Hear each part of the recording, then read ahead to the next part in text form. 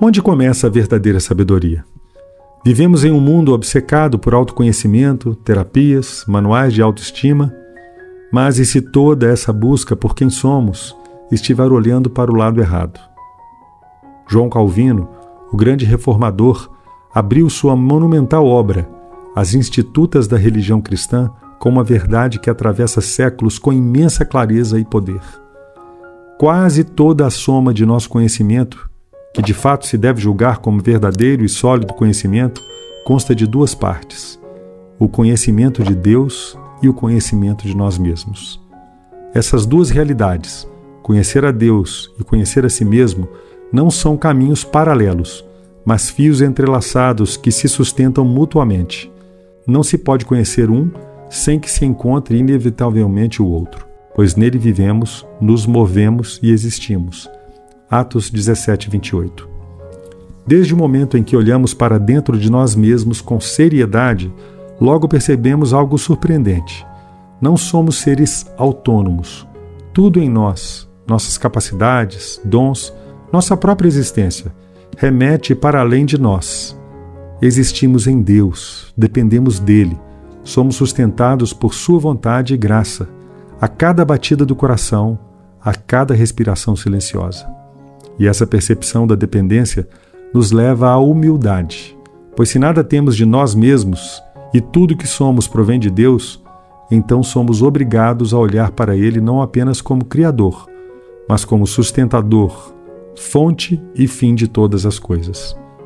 Quantas vezes, ao nos vermos frágeis, com medos, quebrados, sentimos no íntimo o anseio por algo mais? Esse anseio é um rio que corre, gota a gota, de volta à fonte. Como Calvino disse, por essas mercês que do céu, gota a gota sobre nós se destilam, somos conduzidos à fonte, como por pequeninos regatos.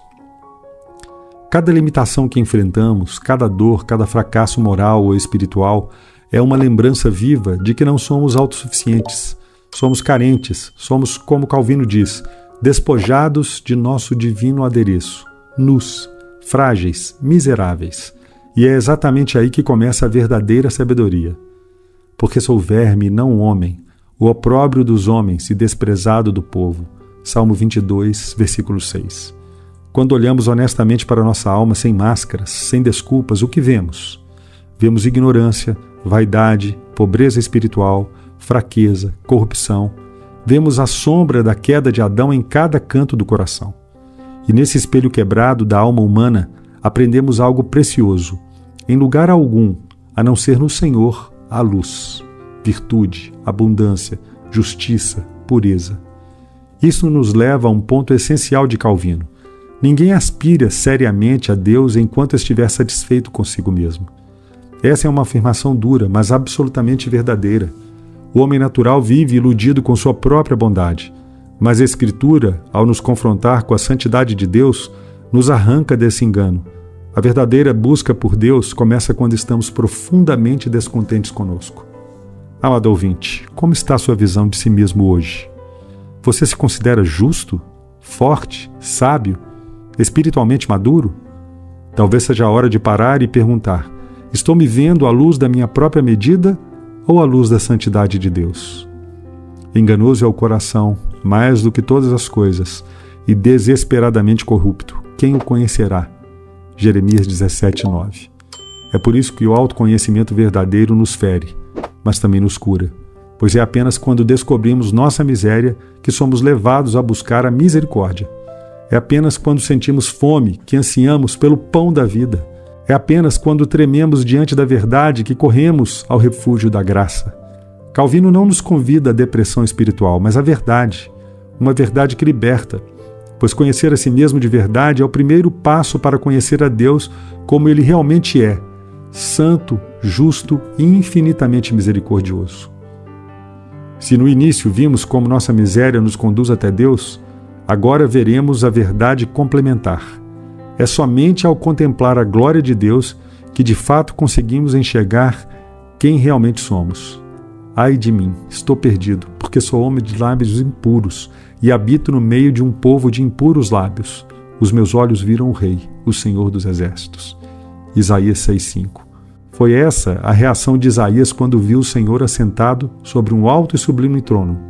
O profeta, até então piedoso, teve a alma despida diante da majestade divina. Ele não precisou que alguém o acusasse. Ao ver Deus, ele imediatamente enxergou sua própria impureza. Essa é a dinâmica do verdadeiro arrependimento.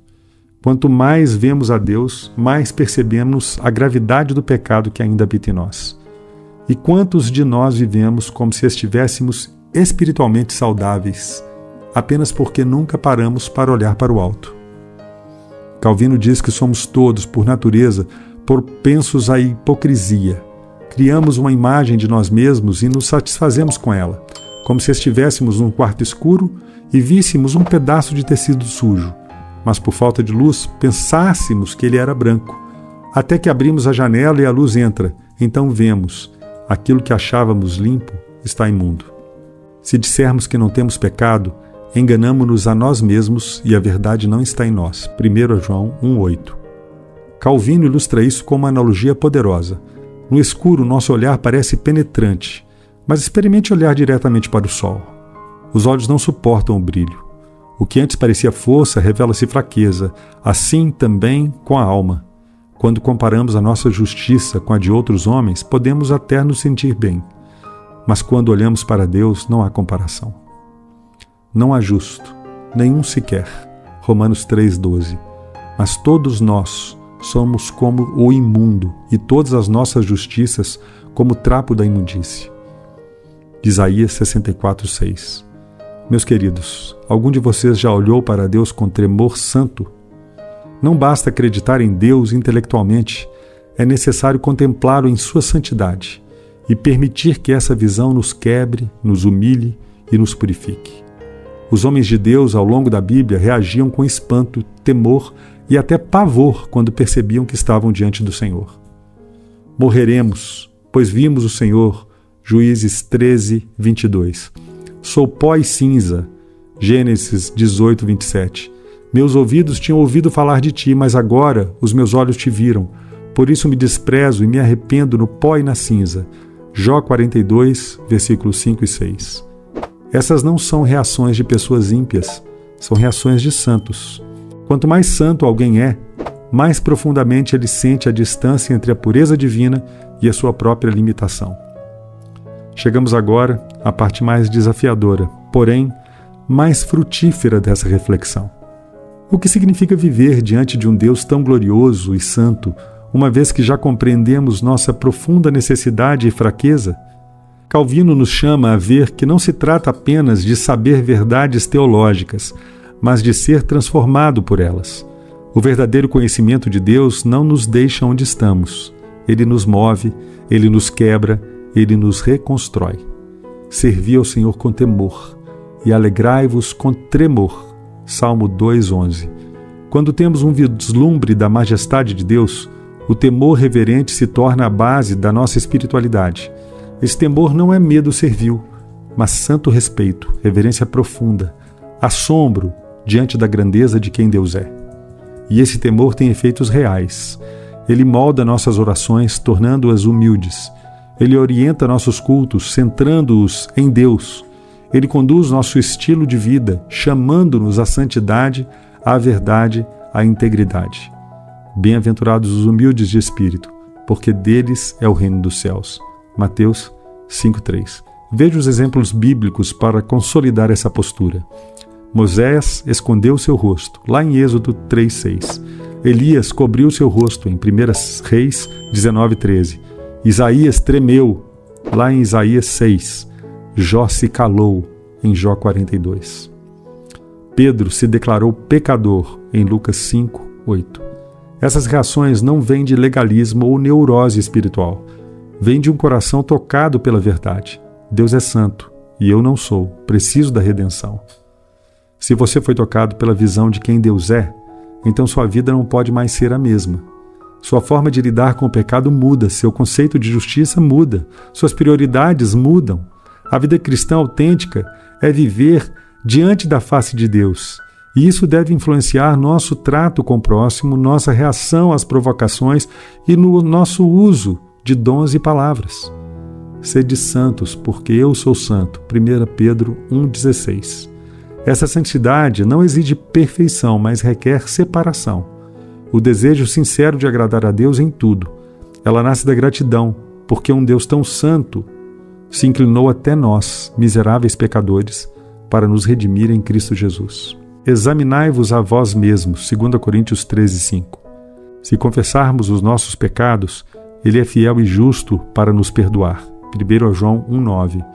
Vinde a mim, todos os que estáis cansados e sobrecarregados. Mateus 11:28. Revesti-vos do Senhor Jesus Cristo. Romanos 13:14. Você acabou de assistir ao primeiro vídeo da série Palavra Viva, com Oswaldo Marra. Se essa mensagem tocou o seu coração, inscreva-se no canal, compartilhe com seus irmãos e deixe seu comentário. Isso ajuda a espalhar a verdade. Ative o sininho para receber notificações, marque esse vídeo como favorito e nunca se esqueça, a verdadeira sabedoria começa com Deus. Até a próxima e que a graça do nosso Senhor Jesus Cristo te acompanhe.